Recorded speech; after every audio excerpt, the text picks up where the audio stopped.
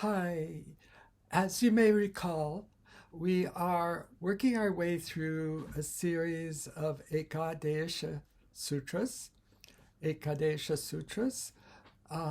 which were kicked off by Ekaf Purva Pariyoho, Antarivacha, Ad Gunaha, Vritirechi, and now 6-1-89, 73 in Siddhanta Kaumudi, Etyeda Tutsu, Etyeda Tutsu. So, Etyeda Tutsu, taking it apart, Eti, Etati, Utsu. Eti, Etati, Utsu.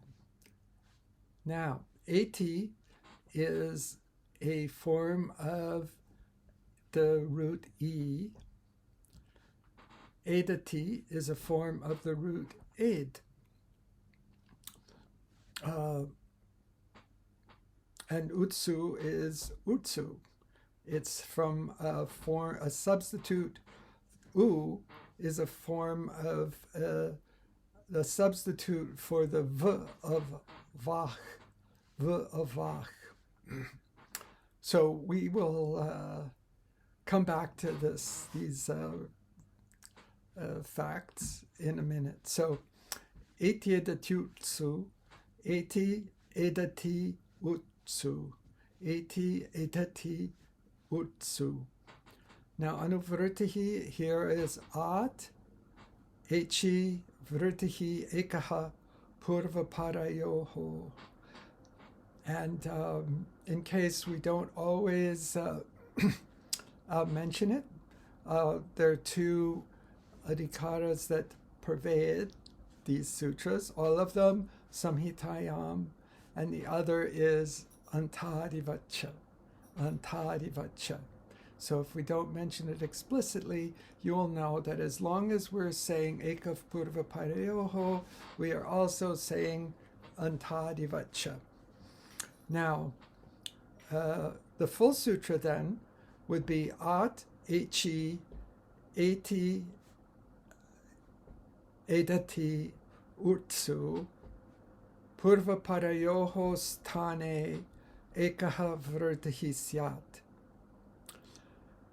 At echi, meaning echi pare, at echi pare, eti, edati, utsu, purva parayoho sthane, ekaha vrtihi syat.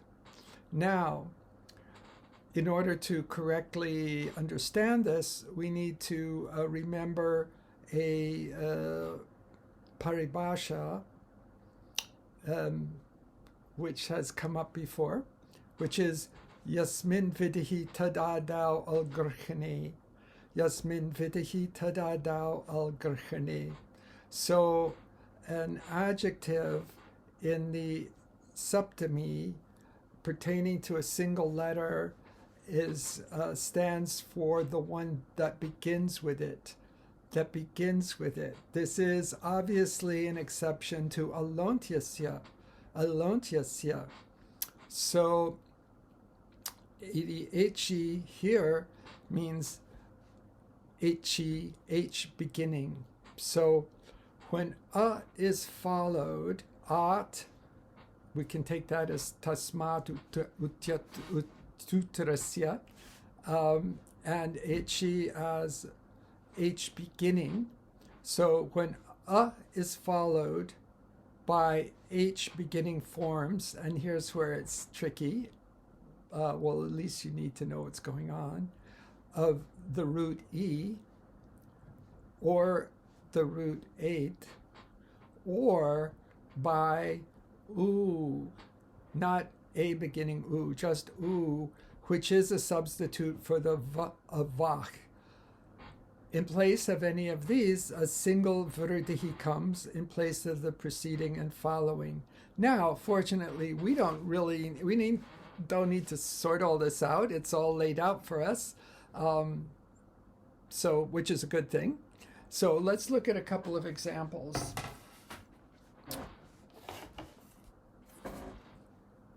So once again, we have our old friends Vriddhi.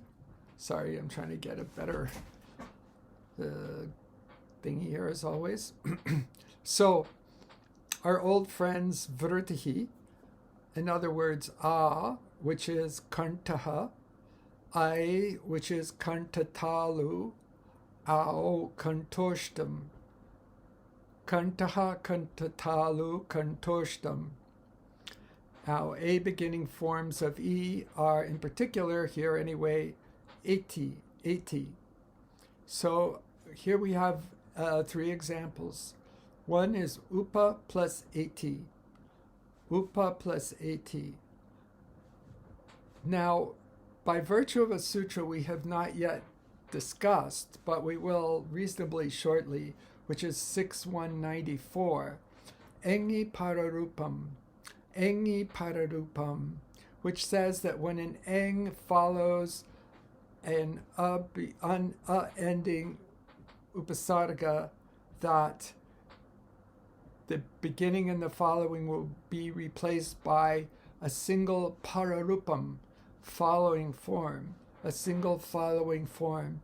So in that case, upa followed by a would give upeti. But what this sutra is saying is that when a is followed by a form of e beginning with a, which astonishingly enough is exactly what eti is, in that case, both the preceding a and the a of eti following will be replaced by a single vriddhi.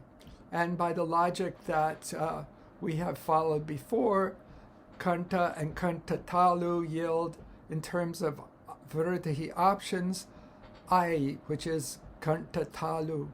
So the form is, and the correct form here is upayati, which is contrary to 6194, which is again engi pararupam, which would yield upeti. Similarly, for upa plus edati, which is an a beginning form of edati,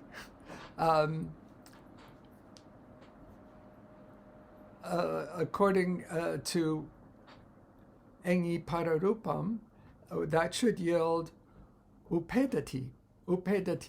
But it doesn't because of this sutra, which is an exception to the sutra which hasn't quite come yet. Edai Toho Etyetatiutsu tells us that vriddhi has to come here. Vriddhi has to come, so we get upaidati. And then we have one that has to do with utsu.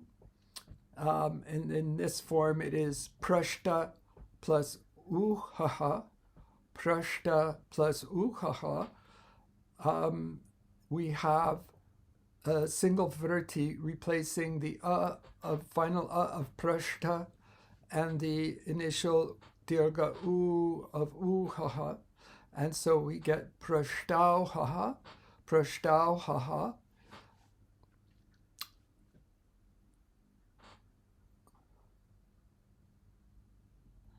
And this is an exception to adgunaha. Our old friend Ichi pare. It's an exception to adgunaha. So when achi follows it's replaced by a single gunaha, adgunaha. So it should be prashtohaha, according to adgunaha. So here we have an interesting little fine-tuning of general rules that just don't happen to apply in this one place. So this would be an example of apavada. And so one is in a way more familiar because it's an apavada to a preceding sutra. Adgunaha preceded this sutra. And so we've seen that before fairly often. So just like Alontya saying it Chadev Parasene Kashit Sarvasya and so on, Vikoyana Chi Echo Yavayavaha, we have seen a number of times when an utsarga is fine-tuned by a following apavada or modification. And this is a little different feeling because it's a modification of a sutra that hasn't come yet. And according to a paribhasha I have uncovered or found, but I'm not going to bother us with it, there is an interesting little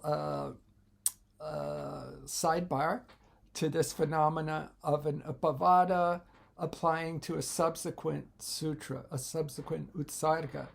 And that is, and it comes into play in this case, we'll touch on it when we get there. But when an apavada comes in place or applies to a following utsarga general rule, it only applies to the first one which follows it. So in this case, Etyadatyutsu applies and modifies Engi Pararupam, which is 6194, but does not apply to the following sutra, 6195. So there you go. There's a lot of fine-tuning here. And so there we go. Well, we already gave an example of Engi Pararupam. So there you go. And now, interesting thing again about Etyadatyutsu is it is followed by 5 vartikas.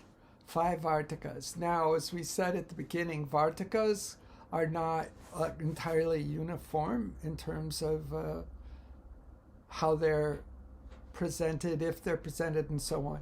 But this is the full deal, really. These are the ones that Prabhakar Shastri taught me, so that's where we're going next.